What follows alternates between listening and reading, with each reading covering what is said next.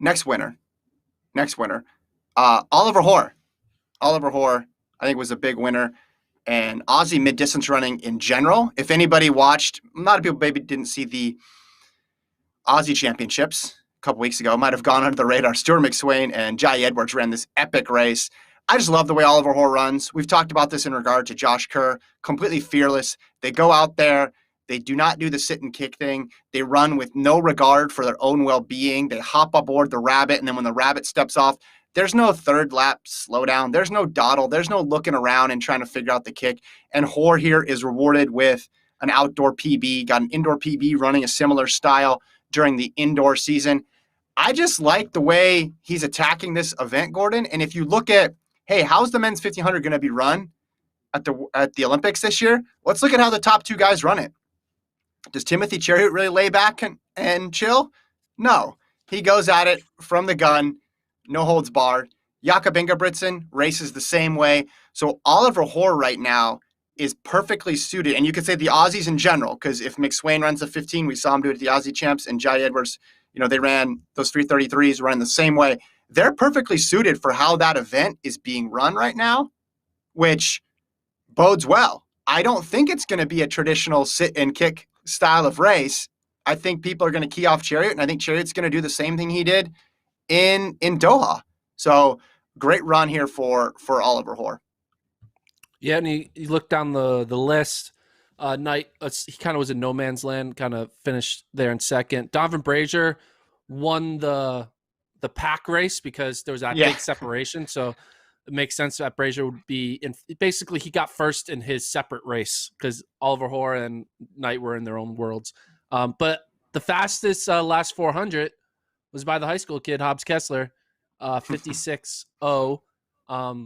Does not break the high school 1500-meter record. I think it was about 2 seconds off, but still 340, legitimate as a high school senior. And if he beat some legitimate people who are paid professionals, Johnny Gregor, Jordy Beamish, Bryce Hoppel. I mean, he's an 800, so he doesn't count. But yeah, it's very impressive that he can mix it up in this race and feel confident. You got to think he is going to be eyeing to try to get to that 37.5, which is the trials standard to be able to run at the Olympic trials. So he's going to be definitely chasing some fast 37.5 paced race to try to make the trials as a high school senior. And credit to Justyn Knight, who has the same agent as Oliver Hoare, took a good picture after the race. He went with him, and he said on this podcast, Knight said, I want the Olympic standard in the 1500. Doesn't mean he's going to run the Olympic 1500, but said he wanted it and went for it. Came up a little bit short, 335.85, so less than a second off of it, but he didn't stay back with that group. It's funny, too, because he mentioned he'd only lead a race if Brazier was in it, and the fact that Brazier was in it maybe got him going a little bit because he was in that first group, and as you said, Brazier he won that chase group. And for a while, Hoppel was wandering there in no man's land. It was kind of interesting the way Hoare runs, and this is why it's impressive, especially in a paced race setting. So I know that objective isn't to win rabbited races all the time, right? The objective, hey, it's trials, it's the Olympics, it's the World Championships. But it seems to be a good method to win a 1500 is to make your opponent make a decision early in the race to commit or to not commit. Because basically what Oliver Hoare did by going with Craig Nowak, who did a really good job rabbiting, by the way, he made everybody question their own fitness. Hey, do I have enough to run 333 today? Oh, I'm not sure. And it just strung out the whole race. And then so you had someone like Hoppel and Brazier, who obviously if it went slower, you think could factor in because of how fast that they can close. But he rendered their kicks irrelevant and mixed up the whole chase pack behind him because then people were kind of stuck. Oh, am I too far? Am I too close to Knight and Hoare, or am I too close to the pack behind me? He just forces people to make decisions. Kerr does the exact same thing. Obviously, Cheruiyot and Ingebrigtsen have done it at a higher level, but it's just a good method for trying to win a rabbited race. If that's your goal, is to just stick to that pace, stick to that rabbit, and make everybody react. Yeah. And the conditions were kind of overcast. It wasn't like perfect 1500 meter weather conditions, But man, I'll say it again. We need more Americans to run like these international guys, because we talk about winners. The winners, again, are the three people with the standard in Josh Thompson, Yep.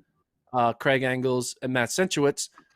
This has been a perfect opportunity to try to get the standard. And only Oliver Hoare went with the rabbit. Justyn Knight kind of went with it too. But yeah, he did. Hey, man, we're running out. We're less than 10 weeks away from the trials. We need more 1500-meter men with the standard, or else we're going to get on that starting line, and it's just going to be weird, because every day Centro sits back and is like, hey, thanks, guys. I don't have to work as hard now.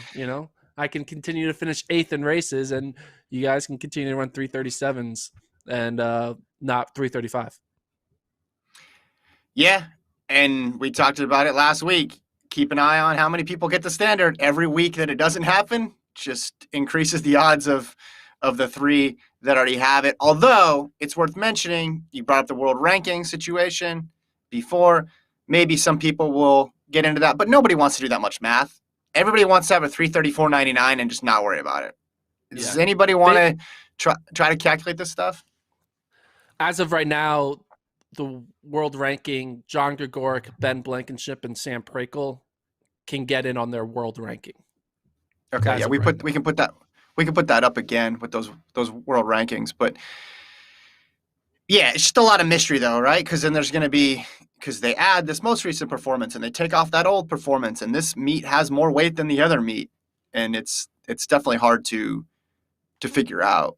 And just the odds of it, right? Yeah, it's weird. What were we gonna say? I was gonna say there's gonna be somebody though who's running well, who for whatever reason doesn't have a good world ranking, and they're not gonna have that card of, oh, I just have to stay and worry about it. I just think it's a net gain for those three.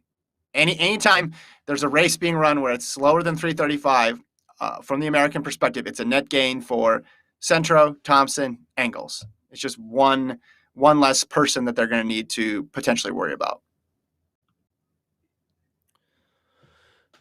What else do you want to talk about?